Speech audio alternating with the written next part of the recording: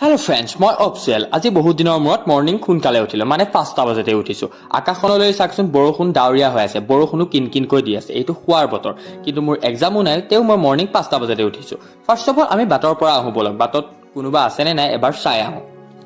এখোজ দুখোজকৈ আহি মই পাঠ পালোহি। এতিয়ালৈ বাৰু কোনো মানুহ দেখা নাই। চাৰিওফালে এবাৰ চাইছোঁ, গাড়ীৰ পতৰো চলা নাই।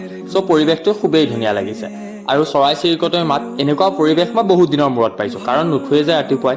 আপোনালোকে চাগে ভাবিছে এই পাগলজনো ইমান ৰাতিপুৱাই উঠি কি কৰি ফুৰিছে। ইয়াৰো এটা কাৰণ আছে, বাৰু মই কাৰণটো অলপ পাছত জনাই আছোঁ। আকাশখনলৈ চাওকচোন, এইটো শুৱাৰ বতৰ, মানে টোপনি যোৱাৰ বতৰ। মই আকৌ উঠি বাটত ঘূৰি ফুৰিছোঁ। মেঘাচন্দ্ৰ আকাশখনে তোমাৰ বতৰা কঢ়িয়াই বৈ গৈছে। এনেই কৈছোঁ দেই, এইবিলাক মোৰ প্ৰেমিক চেমিক নহয় বাৰু।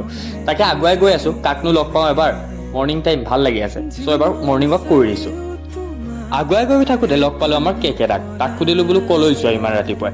বাৰু এইবোৰ বাদ দিয়ক, আমি আজি এফালে যাওঁ, মানে আমাৰ কাইলৈ মেলা উপলক্ষে আমাৰ চুবুৰীতে এখন আধুনিক নৃত্য প্ৰতিযোগিতা আয়োজন কৰা হৈছে। সেই প্ৰতিযোগিতাখনৰ বাবে কিছুমান যাৱতীয় কামৰ বাবে আমি ৰাতিপুৱাই উঠিবলগীয়া হ'ল। চ' আমি গোটেইকেইটাই এতিয়া লগ খাইছোঁ।